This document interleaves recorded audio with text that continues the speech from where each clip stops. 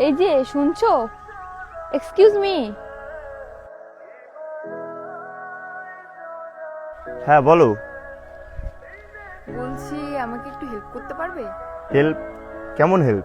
Actually আমরা সব বন্ধুরা মিলে গ্রামে ঘুরতে আসি, আর বাস থেকে নামার পর না আমি একটু ওয়াশরুমে যাই, আর আমার সব বন্ধুরা আমাকে ফেলে রেখেই চলে যায়। এখানে কাউকে দেখতেও পাচ্ছি না, কোনো গাড়ি ঘোড়াও নেই, তাছাড়া নেটওয়ার্কও পাচ্ছি না।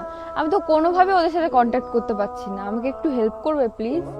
ইস, কি লাক আপনার। মানে? মানে আমি গত 5 বছর ধরে হারানোর চেষ্টা করছি, যেদিকে চোখ যায় সেদিকে যাচ্ছি, তবু হারাতে পারছি না। আর তোমার কি কপাল, তুমি না চাইতেই হারিয়ে গেলে। কি বলছো তুমি এসব? সিরিয়াসলি আমি কিচ্ছু বুঝতে পারছি না। প্লিজ আমাকে একটু হেল্প করো, আমার আজকের মধ্যে শহরে যেতে হবে। একদিনের জন্য ট্যুরে এসেছো? What a sad life. হ্যাঁ, আমার স্যাড লাইফ। তোমার কোনো সমস্যা? না, আমার আবার কিসের সমস্যা? এবার প্লিজ আমাকে একটু হেল্প করো। আচ্ছা বলো, কি হেল্প করতে পারি? আমার সব ফ্রেন্ডরা মিলে দিঘির পাড় যাওয়ার কথা। আই গেস ওরা ওখানেই আছে। এখন তোমাকে সেখানে নিয়ে যেতে হবে? হ্যাঁ। আর সেটা আমি কেন করব? তোমার যত টাকা লাগে আমি দেবো। হো প্লিজ। তোমার কি মনে হয় পৃথিবীতে সবকিছু কি টাকার বিনিময়ে হয়? মানে? না, কিছু না, আমার কিচ্ছু লাগবে না। চলো তোমাকে এমনি নিয়ে যাচ্ছি। হুম।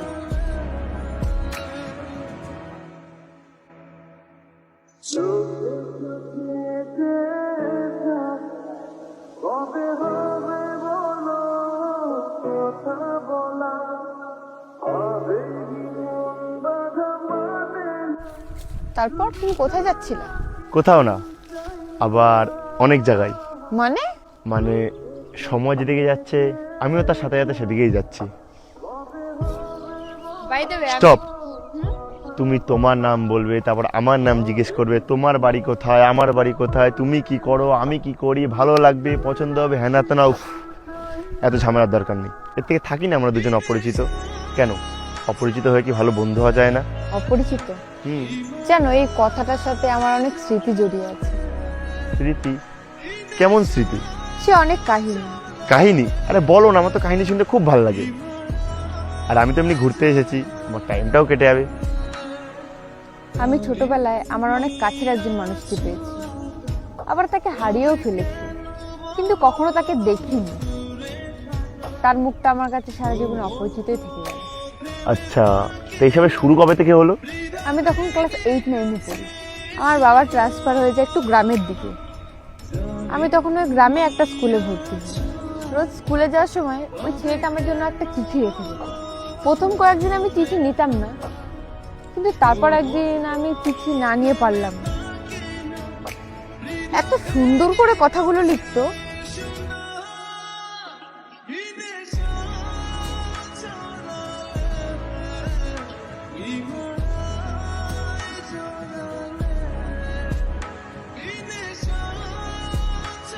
চিঠিতে যে ফিলিংস গুলো ছিল সেগুলো আজকালকার হোয়াটসঅ্যাপ ফেসবুকের জেনারেশন বুঝবে না।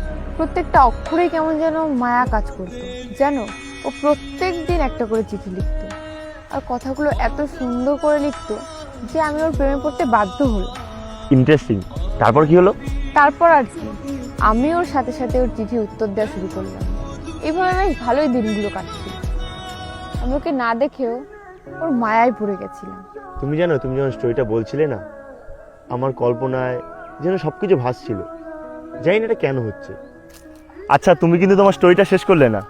আমার স্টোরি বলে শেষ করা যাবে না, কারণ ওকে নিয়ে যতই বলি ততই কম হবে। তারপরেও কেন জানি না তোমাকে খুব বলতে ইচ্ছা করছে।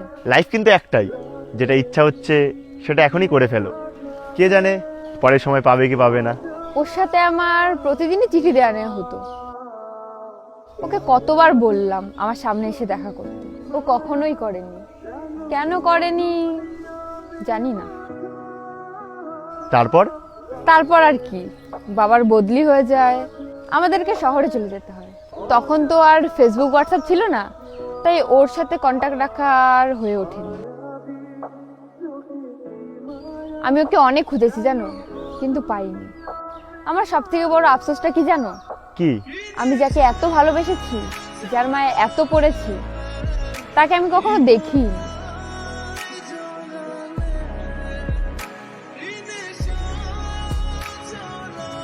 বলছি, তুমি ওকে খুব ভালোবাসো তাই না? তাহলে ওই ছেলেটাকে বিয়ে করছো যে? ওর সাথে বিয়ে করছি আমার ফ্যামিলির জন্য। ও ওই যে দেশি কালচার, বিয়ে তো একজনকে করতেই হবে। আচ্ছা, ওই ছেলেটাকে বিয়ে করে তুমি ভালো থাকবে? জানি না, হয়তো। আচ্ছা, আমার না চলে যেতে হবে, আমার হাতে আর বেশি সময় নেই। আজকেই আমার ট্রেন আছে, মিস করা যাবে না। চলে যাচ্ছ? হ্যাঁ। ও হ্যাঁ, তোমার জন্য একটা জিনিস আছে। আমার জন্য? হ্যাঁ, এক সেকেন্ড।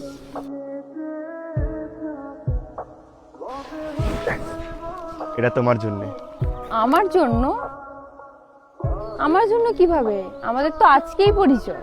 তুমি কিনলে কখন? তুমি মজা করছো তাই না? সময় হলে ঠিক বুঝতে পারবে।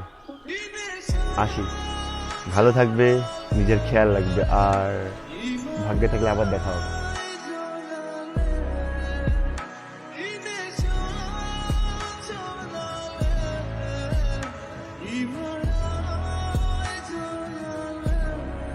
মৃত্তিকা, তুই কোথায় হারিয়ে গেছিলে? আমার কি আর কোনো কাজ নেই নাকি? আমি কি সারাদিন তোমাকেই খুঁজবো? আরে আমি তো ওখানে হারিয়েই গেছিলাম, তারপরে এখানে এসে একটা বন্ধুর সাথে পরিচয় হলো, ওই আমাকে এত দূর নিয়ে এসেছে। বন্ধু? কেমন বন্ধু? ওসব ছাড়ো, দেখো না ও আমাকে যাওয়ার সময় এটা দিয়ে গেল। এখন কি করবো বুঝতে পারছি না। কি আর করবি, দিয়েছিস যতক্ষণ খুলে দেখ। হ্যাঁ হ্যাঁ, খুলে দেখ কি আছে ওর মধ্যে। ভাই তোরা কি শুরু করলি? তোরা কি ওর মতো ন্যাকামো স্টার্ট করলি নাকি? ঠিক আছে, তোরা যা করবি কর, আমি একটা ইম্পর্টেন্ট কল করে আসছি।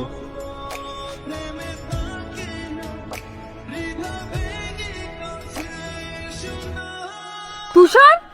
এটা তুষার ছিল? ভাই এটা তুষার ছিল, শুধু তুষারই আমাকে মিতু বলে ডাকতো। আমি কত খুঁজেছি তোমাকে, কতবার খুঁজেছি।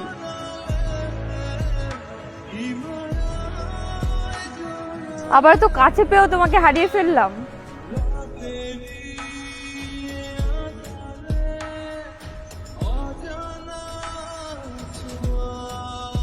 কিন্তু আমি ছোটবেলা থেকে খুব ইন্ট্রোভার্টেড ছিলাম, কারোর সাথে কথা বলতে পারতাম না, আর সেখানে আমি তোমাকে ভালোবাসতাম। কিভাবে তোমার সামনে গিয়ে দাঁড়াতাম আমি বুঝতাম না। কিন্তু আমি সেদিনকে এসেছিলাম মিতু, আমি এসেছিলাম। তোমার চিঠিটা পড়ে আমি সেখানেই দাঁড়িয়েছিলাম।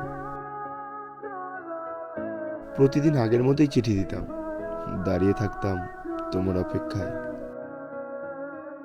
কিন্তু তুমি আর আসোনি, কখনো আসোনি।